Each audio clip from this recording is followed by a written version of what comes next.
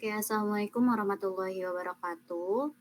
Perkenalkan kami dari kelompok 8 izin mempresentasikan hasil PBL kami yang berjudul Analisis Fundamental dan Teknikal 4 Emiten Saham dengan IDX Value 30. Sebelumnya perkenalkan di kelompok 8 saya Al-Hawrazatil Himah dan rekan saya ada Nur Aziza Indah Rahmadila, Sabrina Cindy Maulida Martawilaga, dan Syafa Nur Kemala Arianto. Untuk materi pertama di sini kami akan mempresentasikan terkait profil perusahaan terlebih dahulu. Boleh di share screen-nya?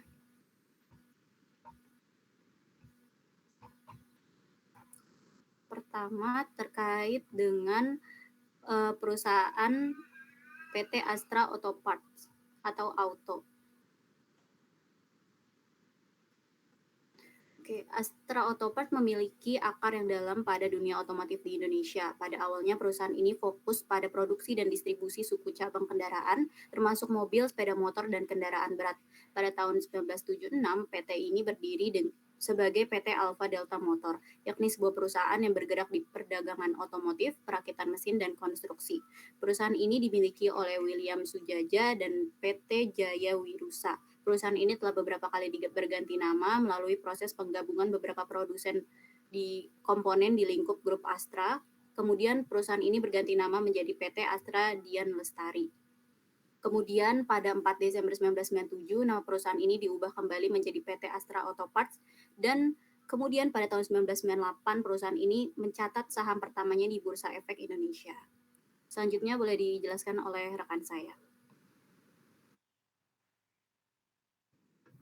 Baik, selanjutnya adalah perusahaan PT Bank Niaga Tbk yang didirikan pada tanggal 26 September 1955 dengan nama awal Bank Niaga. Kantor pusatnya berada di Jakarta dan saat ini mayoritas sahamnya dimiliki oleh KM Group, sebuah grup perbankan asal Malaysia.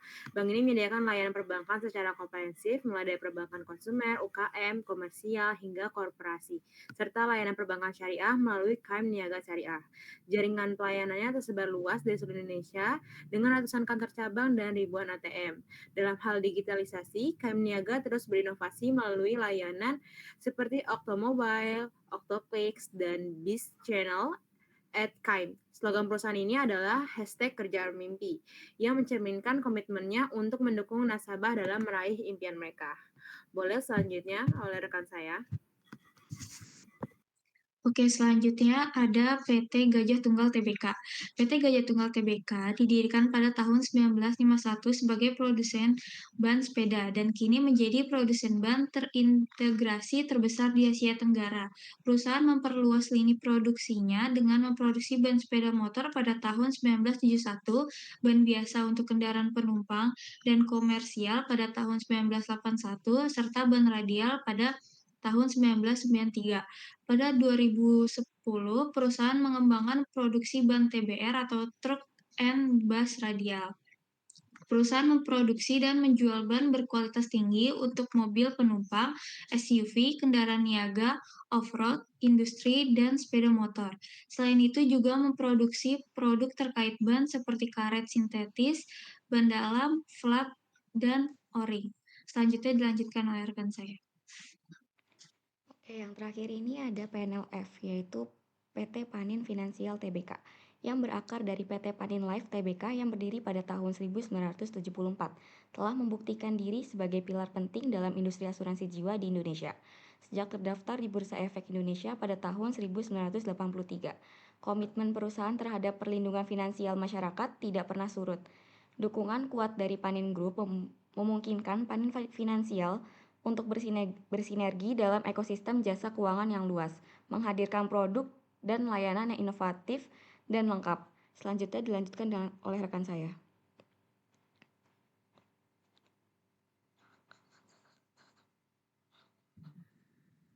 Baik, selanjutnya adalah merupakan analisis fundamental di bagian analisis makroekonomi. Di tengah perlambatan ekonomi global, Indonesia menunjukkan ketahanan ekonomi yang cukup kuat. Salah satu indikatornya adalah pemulihan konsumsi rumah tangga yang sempat mengalami penurunan tajam sebesar 2,6% pada tahun 2020 akibat pandemi, namun kembali tumbuh positif menjadi 4,9% pada tahun 2022. Pemulihan ini didorong oleh beberapa faktor seperti meredanya pandemi COVID-19, terkendalinya inflasi, program bantuan sosial melalui pemulihan ekonomi nasional, serta meningkatan lapangan kerja. Secara umum, pertumbuhan ekonomi Indonesia sangat erat kaitannya dengan performa pasar saham. Ketika ekonomi membaik, laba perusahaan pun meningkat, sehingga harga saham cenderung naik. Namun, saat terjadi perlambatan atau resesi, pendapatan menurun dan pasar menjadi pesimis yang dapat menekan harga saham. Inflasi juga memiliki dampak ganda. Inflasi yang stabil dapat mendorong pendapatan perusahaan, tetapi inflasi tinggi dapat meningkatkan biaya produksi dan mengurangi daya beli masyarakat.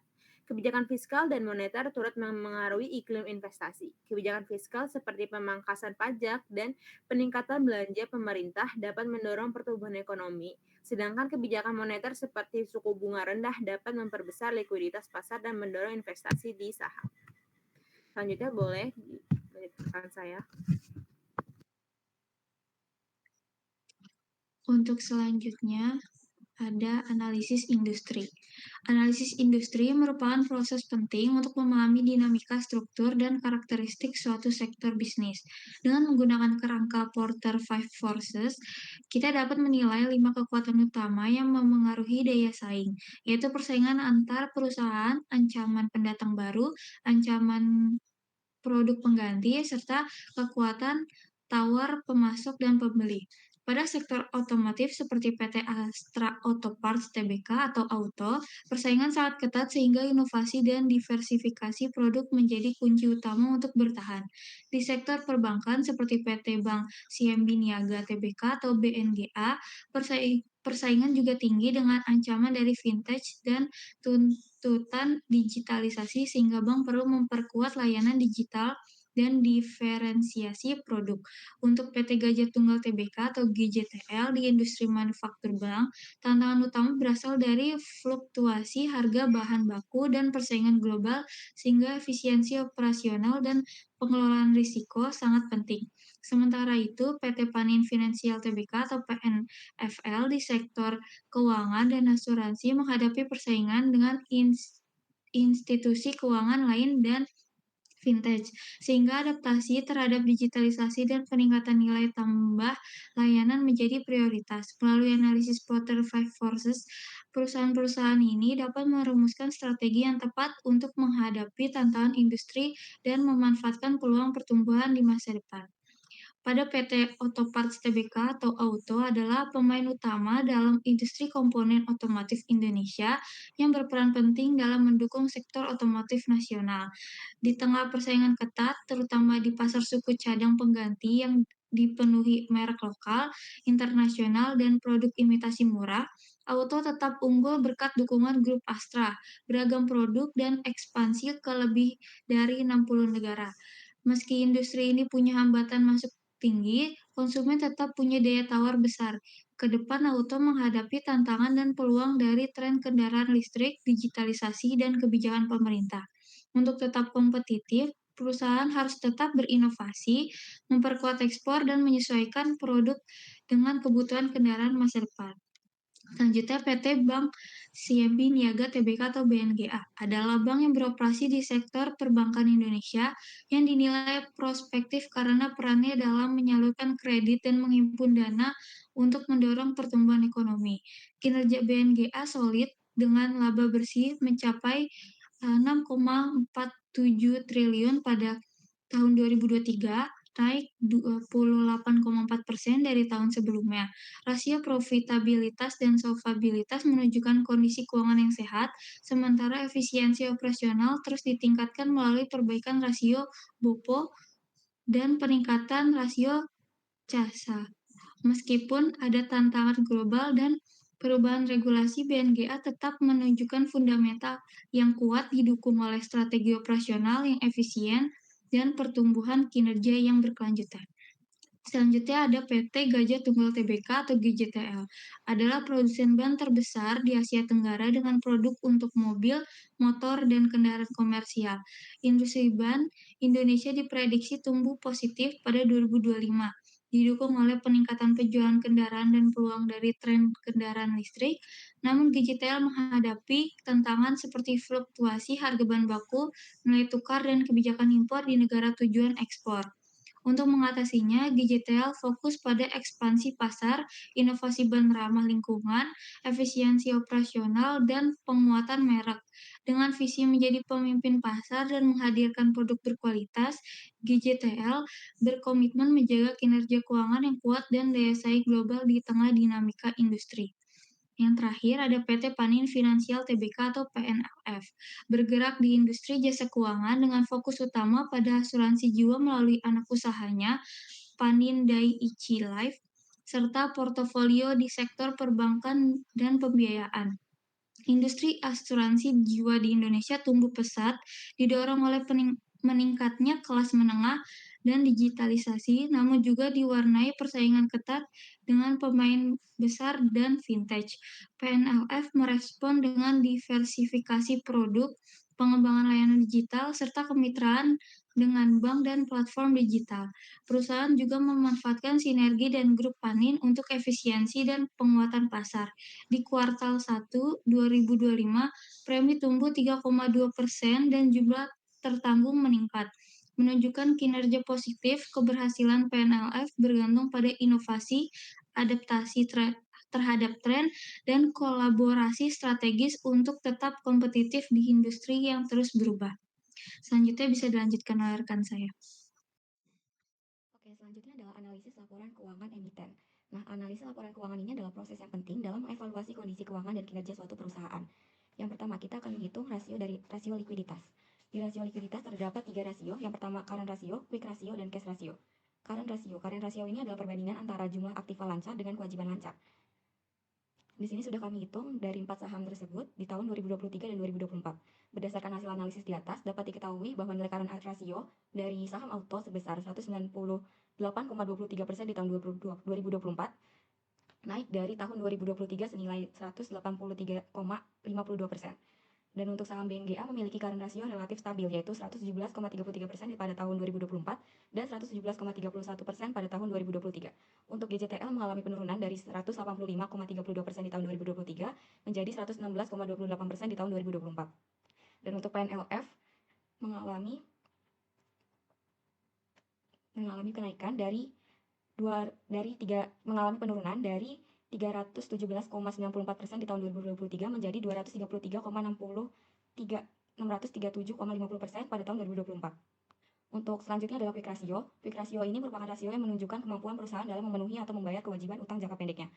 Berdasarkan hasil analisis di atas, dapat diketahui bahwa quick ratio dari auto meningkat dari 125,24% pada tahun 2023 menjadi 143,87% di tahun 2024. Untuk BNGA dari 117,31% pada tahun 2023 dan 117,33% di tahun 2024.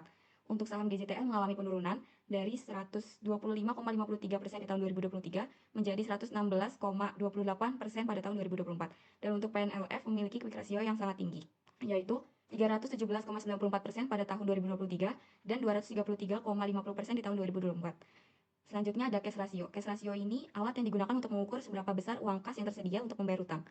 Berdasarkan analisis di atas, dapat diketahui bahwa nilai cash ratio auto meningkat dari 63,27% pada tahun 2023 menjadi 80,62% di tahun 2024. Cash ratio BNGA mengalami penurunan dari 6,95% pada tahun 2023 menjadi 5,26% di tahun 2024. Dan untuk cash ratio GJTL mengalami penurunan dari 15,05% di tahun 2023 menjadi 13,00% di tahun 2024. Untuk PNLF sendiri, cash rasionya sangat tinggi, melonjak dari 226,36% pada tahun 2023 menjadi 1.455,41 di tahun 2024. Selanjutnya ada rasio solvabilitas. Rasio solvabilitas ini merupakan rasio yang digunakan untuk mengetahui seberapa besar aktiva perusahaan dibiayai dengan utang. Di rasio solvabilitas ini ada 3, yaitu debt to asset ratio, debt to equity ratio, dan interest coverage ratio. Yang pertama ada debt to asset ratio. Di sini Diketahui bahwa debt to asset rasio auto yang relatif stabil di sekitar 25,88% pada tahun 2024 dan 25,87% di tahun 2023. Untuk BNGA memiliki rasio di atas 85%, yaitu di tahun 2024 senilai 85,23% dan di tahun 2023 senilai 85,24%. Untuk GJTL mengalami kenaikan sekitar 50,46% pada tahun 2023 menjadi 63,35% pada tahun 2024. Dan untuk PNLF sendiri memiliki rasio yang sangat rendah, hanya sekitar 0,75% di tahun 2024 dan 0,74% di tahun 2023. Selanjutnya ada debt to equity ratio. Berdasarkan analisis di atas, auto memiliki rasio sekitar 34% yang menunjukkan bahwa modal sendiri masih menjadi sumber utama pembiayaan perusahaan, yaitu sekitar 34,91% di tahun 2024 dan 34,89% di tahun 2023. Untuk BNGA mencapai lebih dari 577% di tahun 2024 dan di tahun 2023. Untuk GJTL mengalami kenaikan sebesar 101,87% pada tahun 2023 menjadi 172,86% di tahun 2024. Selanjutnya yaitu PNLF memiliki rasio di bawah 3%, yaitu di tahun 2024 hanya 2,95% dan di tahun 2023 hanya 2,78%. Selanjutnya ada interest coverage ratio. Berdasarkan analisis di atas, auto mengalami penurunan pada interest coverage ratio dari 6.276,14% pada tahun 2023 menjadi 3.663,94% pada tahun 2024. Untuk BNGA sendiri tercatat 0, yang biasa terjadi pada bank karena karakteristik pendapatan dan beban bunga yang berbeda dari perusahaan non-keuangan. Untuk GJTL sendiri mengalami penurunan dari 307,47% pada tahun 2023 menjadi 119,51% pada tahun 2024. Untuk PNLF sendiri sama seperti BNGA. Dan selanjutnya ada activity ratio. Di activity ratio ini ada asset turnover ratio, fixed asset turnover, inventory turnover, account receivable turnover, days in inventory ratio, days in receivable, dan days in payable. Yang pertama ada asset turnover ratio. Berdasarkan analisis di atas, rasio perputaran aset beberapa perusahaan. Yang pertama, untuk auto, terlihat adanya sedikit penurunan pada asset turn ratio dari 0,95 kali pada tahun 2023 menjadi 0,91 kali pada tahun 2024. Untuk BNGA sendiri, asetnya berada tetap, yaitu 0,05 kali di tahun 2023 dan 2024. Dan GJTL sendiri memiliki aset turnover di tahun 2024 senilai 10,03%, 0,3 kali, dan di tahun 2023 senilai 1,14 kali. Dan untuk PNLF sendiri di tahun 2024 ini 0,05 kali, dan di tahun 2023 ini 0,06 kali. Selanjutnya ada fixed asset turnover. Di sini saham auto menurun dari 5,75 kali di 2023 menjadi 5,63 kali di tahun 2024. Untuk saham BNGA di tahun 2023 1,8 kali dan di tahun 2024 senilai 1,9 kali. Untuk GJTL 2023 2,56 kali dan di 2024 2,62 kali. Untuk PNLF di tahun 2023 senilai 1,34 kali dan di 2024 1,26 kali. Selanjutnya ada inventory turnover. Di inventory turnover untuk saham auto di tahun 2024 itu senilai 6,57 kali dan di tahun 2023 6,16 kali. Untuk BNGA ini 0 kali karena mengindikasi bahwa BNGA ini bukan merupakan perusahaan yang secara signifikan bergerak dalam bisnis yang membutuhkan persediaan dalam jumlah besar. Untuk GJTL di tahun 2024 4,66 kali dan di tahun 2023 5,07 kali. Untuk PNLF sendiri kasusnya sama seperti BNGA. Selanjutnya ada account receivable turnover. Berdasarkan analisis di atas, diketahui bahwa saham auto meningkat signifikan dari 8,14 kali di tahun 2023 menjadi 13,09 kali di tahun 2024. Untuk saham BNGA, ini tetap berada di 0 kali karena dia ini karena BNGA ini termasuk dalam perbankan. Dan untuk GJTL sendiri di tahun 2024 senilai 6,56 kali dan di tahun 2023 ini senilai 5,81 kali. Untuk PNLF sendiri kasusnya sama seperti BNGA. Dan untuk selanjutnya ada days in inventory ratio. Berdasarkan analisis di atas, di tahun 2024 saham auto itu senilai 55,55 hari, di tahun 2023 senilai 59,24 hari, dan untuk BNGA ini 0 hari di tahun 2024 dan 2023-nya. Untuk GJTL sendiri di tahun 2024 78,29 hari dan 2023 72,03 hari. Untuk selanjutnya days in receivable. Di tahun 2024 saham auto senilai 33,21 hari dan di tahun 2023 senilai 53,69 hari. Untuk BNGA sendiri di sini 2024 dan 2023 senilai 0 hari. GJTL sendiri di sini 2024 senilai 55,63 hari dan 2023 senilai 62,77 hari. Dan untuk PNLF sendiri sama seperti BNGA yaitu 0 hari di tahun 2024 dan 2023. Selanjutnya ada days in payable. Untuk days in payable sendiri di tahun 2024 saham auto senilai 36,79 hari dan di tahun 2023 senilai 36,38 hari. Untuk BNGA senilai 0 hari di tahun 2024 dan 2023, GJTL senilai 72,32 hari di tahun 2024 dan di tahun 2023 senilai 57,47 hari, dan untuk PNLF sendiri senilai 0 hari tahun 2023 dan 2024. Selanjutnya ada profitability ratio. Di profitability rasio ini yang pertama ada gross profit margin. Untuk tahun 2024 di saham auto senilai 16,07%, dan di tahun 2023 16,51%. Untuk BNGA di tahun 2024 95,4%, dan di tahun 2023 97,79%. Untuk GJTL 2024 20,17%, di tahun 2023 20,53%, dan untuk PNLF sendiri di tahun 2024 senilai 91,16%, dan di tahun 2023 senilai 91,18%. Selanjutnya untuk NPM net profit margin. Yang pertama untuk saham auto di tahun 2024 senilai 10,66%, dan di tahun 2023 senilai 17,74%. Untuk BNGA di tahun 2024 senilai 38,1%, dan di 2023 senilai 37,7%. Untuk GJTL senilai 5,51 di 2024 dan 1,04 di tahun 2023. Untuk PNLF sendiri 2024 senilai 12,18%, dan di tahun 2023 untuk senilai 10,44%. Untuk ROA-nya sendiri, untuk saham auto mengalami penurunan, untuk saham BNGA mengalami penurunan juga, untuk GJTL mengalami penurunan juga dari 2023 ke 2024, dan untuk PNLF sendiri mengalami kenaikan dari 0,64% menjadi 0,65%. Selanjutnya ada ROE. Di ROE sendiri ini, untuk saham auto di tahun 2023 mengalami penurunan di tahun 2024, dan untuk BNGA mengalami penurunan juga, untuk GJTL juga mengalami penurunan, dan untuk PNLF sendiri mengalami kenaikan. Selanjutnya ada market value ratio. Di market value ratio ini ada earning per share dan price earning ratio. Untuk saham auto di 2024 ini dan 2023 ini nilainya sama. Untuk BNGA di tahun 2024 ini mengalami kenaikan dari 259,45 jadi 271,59. Untuk GJTL sendiri mengalami penurunan. Untuk PNLF sendiri mengalami kenaikan. Selanjutnya ada price earning ratio. Di saham auto mengalami penurunan. Di saham BNGA mengalami penurunan, di saham GJTL mengalami kenaikan dari 0,35 kali menjadi 1,78 kali, dan di saham PNLF mengalami penurunan. Selanjutnya ada price to book value per share. Untuk book value per share di tahun 2024 dan di tahun 2023. Untuk saham auto sendiri mengalami penurunan, untuk saham BNGA sendiri mengalami kenaikan, untuk GJTL mengalami penurunan, dan untuk PNLF mengalami kenaikan.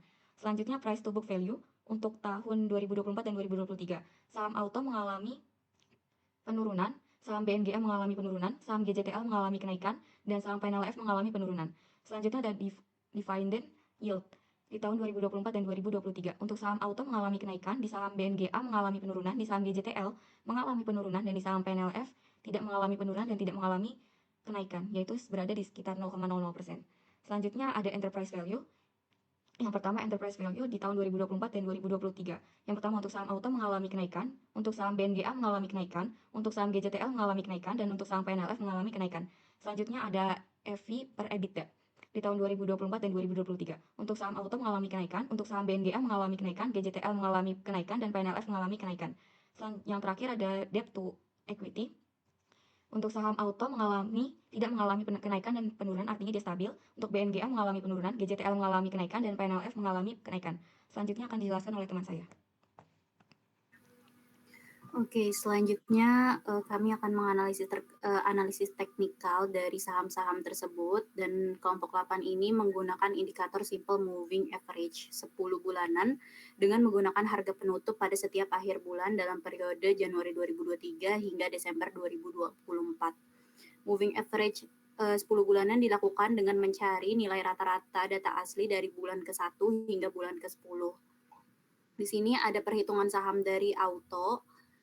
Kami mendapatkan hasil rata-ratanya per 10 bulanan itu senilai 1.759, dan untuk saham BNGA mendapat rata-rata 10 bulanan 1.335, dan untuk saham GJTL mendapat rata-rata 10 bulanan 792. Untuk saham PNLF mendapat moving average rata-ratanya 10 bulanan itu Rp228.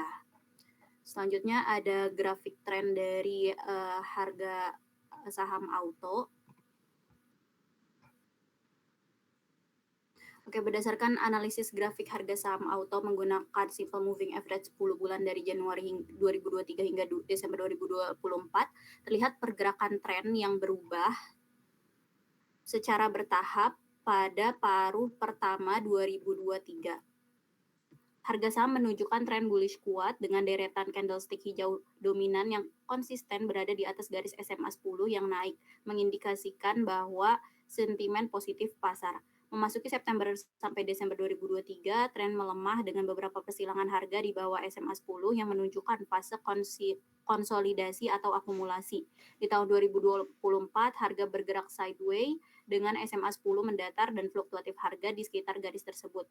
Namun menjelang akhir tahun terlihat potensi pembalikan tren positif meski momentum kenaikan belum kuat dengan volume transaksi menjadi faktor kunci untuk mengkonfirmasi kekuatan pergerakan tersebut. Selanjutnya menganalisis dari grafik harga saham BNGA. Pada Januari 2023 hingga pertengahan, saham BNGA ini menunjukkan tren kenaikan konsisten yang didukung oleh dominasi candlestick hijau di atas garis SMA 10, mencerminkan kepercayaan investor yang tinggi, dan memasuki akhir 2023 hingga awal 2024 terjadi koreksi antara fluktuatif harga di sekitar SMA 10 yang mulai mendatar dan menandakan pelemahan momentum atau konsolidasi. Selanjutnya di grafik saham GJTL, saham GJTL menunjukkan tren kenaikan signifikan dengan dominal candlestick hijau di atas garis SMA 10, dan di mana didukung oleh volume transaksi tinggi yang mengindikasikan minat beli besar. Memasuki akhir 2023 hingga awal 2024 terjadi koreksi dan konsolidasi ditandai dengan persilangan harga di sekitar SMA 10 yang mulai mendatar. Selanjutnya yang terakhir ada pergerakan saham di PNLF di tahun 2023 dimulai dengan tren penurunan tajam sekitar Rp600 hingga menjadi titik terakhir di Rp260 sampai Rp280 di pertengahan akhir tahun, ditandai dengan seluruh garis moving average berada di atas harga. Masuki semester 2, harga cenderung konsolidasi di area Rp260 sampai Rp300. Jadi untuk kesimpulannya dari keempat saham tersebut, sebaiknya investor ini bisa memilih saham PNLF karena didukung oleh beberapa faktor, yaitu pemulihan tren yang jelas, terus dari konfirmasi tren bullish, terus kenaikan harga yang cukup signifikan, dan volume transaksi yang mendukung. Itu saja presentasi dari kelompok 8, kurang lebihnya mohon maaf. Wassalamualaikum warahmatullahi wabarakatuh.